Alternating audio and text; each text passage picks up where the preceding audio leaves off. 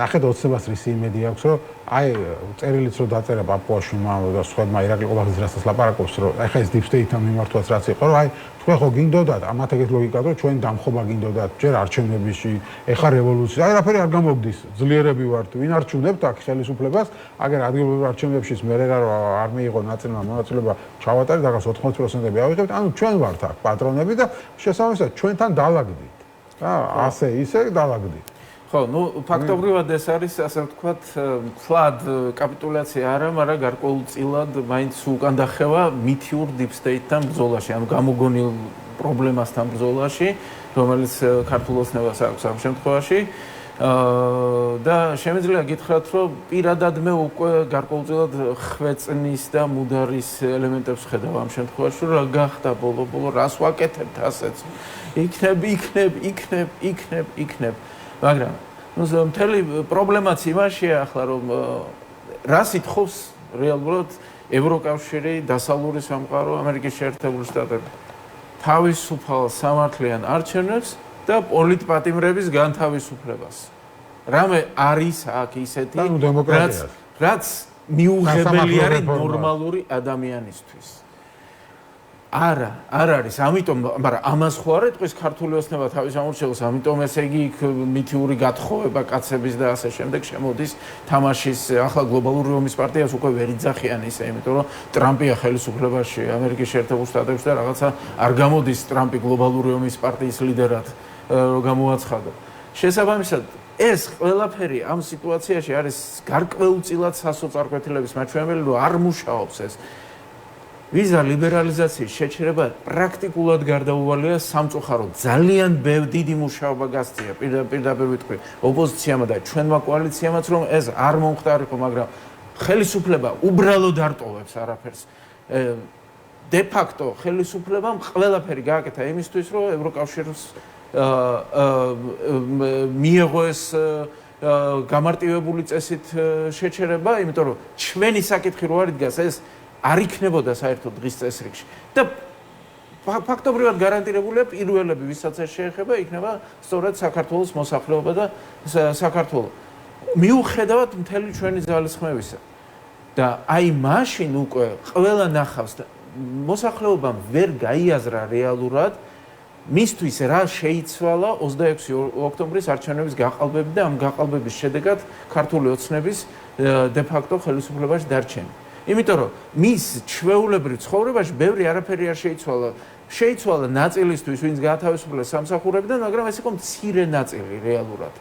აი ეს კი გაცილებით დიდ ნაწილს შეეხება საქართველოს მოსახლეობის და ახლა ფასების ზრდას ხალხი შეჩვეულია და შესაბამისად ისე არ აქცევს და პირდაპირ კორელაციას მთავრობის მიერ გადადგმულ არასწორ ნაბიჯებთან ვერ ახდენს. აი ეს პირდაპირ საპეისპიროს ხო არ მოხდება ხა ხელისუფლებას საკმაოდ ძლავრი პროპაგანდის მექანიზმები აქვს, რომ აი ხომ მოვდით ევროკავშირი ცუდია და დაგვსაჯა რაღაც უმიზეზოთ და ასე შემდეგ. და ხელისუფლებას კი არ გაბრაზდება ეს ხალხი ისევ ევროპაზე შეიძლება. ნუ ეს არის მთელი მცდელობა, რასაც ქართული ოცნება ეცდება, რა საკურველია, მაგრამ ასე მარტივიც ეს არ იქნება.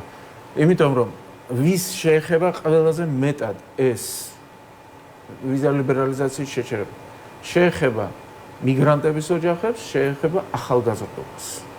აი მათთვის ახსნა გაცილებით რთული იქნება ქართული ოცნებისთვის მათში თავისი პროპაგანდის გატარება. პრაქტიკულად შეუძლებელიც იქნება, ვიტყვი აქედან. შესაბამისად, აი ეს უკვე ძალიან სერიოზული დარტყმა იქნება მათთვის და ნუ არ ვიცი ახლა მე პირადად მგონია რომ ეს იქნება ძალიან დიდი საფრთხე ქართული ოცნებისთვის, რომ ვიზა ლიბერალიზაციის შეჩერება მისთვის იქნება ერთ-ერთი ტრიგერი იქნება, რომელიც საპროტესტო მოძრაობას ძალიან გააძლიერებს. დღეს ქართული ოცნების წევრმა ირაკლი კირცხალიამ ბევრი რამ განცხადება გააკეთა ამ მიმართულებით, მაგრამ მიუღებელია დიპლომატიური და არამეგობრული ქცევა იმ სახელმწიფოთა წარმომადგენლების მხრიდან, ვისაც საქართველოს მეგობრებად მივიჩნევთ. თუმცა საზოგადოებას სურს გამომარტოთ, რომ ვატარებთ მოთმინების პოლიტიკასო. მოსახლეობის მოთხოვნა მათ თუ ელჩის გაძევებაზე კონტრპროდუქტიული იქნება, ვიდრე ელჩების დანიშვნაზე deep state-ის მართული ევრობიუროკრატია იღებს გადაწყვეტილებას. ვრჩევით სამხრივ მეგობრობის რეჟიმშიო ამბობს. წინა ადმინისტრაციის და ელჩის ქმედებების მიუხედავად საქართველოს აშშ-თან მიმართებით სამხრივ მეგობრების რეჟიმში დარჩა და როგორც ხედავთ, ამან თავისი შედეგი გამოიღო, ანუ ისე აღარ გვიტევს აშშ, როგორც ადრე გვიტევდაო. ხშირად დუმილი და განცხადების არ გაკეთება ელჩების მხრიდან განცხადებაზე ხმამაღალია. წინა დღეებში კარგად ხედავდით მათ შეკრებებს, პირდაპირ მოწოდებას. ისინი ორკესტრებულად და ღიად მოქმედებენ ჩვენი ქვეყნის ინტერესების საწინააღმდეგოდ. და ნუ აი დაახლოებით ასეთი რიტორიკა აქვს. ხო? რეალურად ყველაფერში ადანაშაულებენ, მაგრამ ნუ მეგობრებად რჩებით. რეალურად სწორედ ჩვენი ქვეყნების ინტერესებში მოქმედებენ ეს ელჩები ამ შემთხვევაში, იმიტომ რომ ჩვენი ინტერესი არის რომ თავი დავახციოთ რუსეთს და ვიყოთ ისეთ გაერთიანებაში, სადაც მართლა ყველათან ასწორია და ევროკავშირი ამ შემთხვევაში ჩვენთვის კეთილდღეობის სიმბოლო კი არ არის, მართლა კეთილდღეობის მომტანი იქნება და მართლაც იქნება გაცილებით უკეთესი ცხოვრების მომტანი და შესაბამისად და პლუს ამას უსაფრთხოების გარანტორიც იქნება და შესაბამისად უბრალოდ აი შავის თეთრად წარმოჩენის პროცესს ხედავთ ქართული ოცნების მხრიდან ევროკავშირის და ამერიკის შეერთებული შტატების მიმართ. არც არაფერი ასე ვთქვათ არ დაალაგებულან ამერიკის შეერთებულ შტატებთან ხედავთ ჩვენ ამას. წინააღმდეგ შემთხვევაში ცოტა სხვა პროცესები იქნებოდა. ხო, ნუ ჩვენ კი საუბრობთ რომ აი სომხეთი დაკარგა რუსეთმა ასე შემდეგ, მაგრამ მე ვთქვი რომ საკმაოდ კარგ ურთიერთობას ინარჩუნებს მაინც ფაშინიანი, სომხეთის პრემიერ-მინისტრმა ნიკოლ ფაშინიანმა და რუსეთის პრეზიდენტმა ვლადიმირ პუტინმა სომხეთსა და რუსეთს შორის ურთიერთობების განვითარების მნიშვნელობაზე ისაუბრესო. სომხურ მედია ავრცელებს სომხეთის პრემიერ-მინისტრსა და რუსეთის პრეზიდენტის შორის სატელეფონო საუბარი შედგა ნიკოლ ფაშინიანმა ვლადიმირ პუტინის დაბადების დღე მიულოცა. სომხეთის მთავრობის პრესამსახურის ცნობით სატელეფონო საუბრისას ნიკოლ ფაშინიანმა სომხეთსა და რუსეთის შორის ურთიერთობის განვითარების მნიშვნელობაზე ისაუბრა და აღნიშნულ პროცესში ვლადიმირ პუტინის წვლილი აღნიშნა.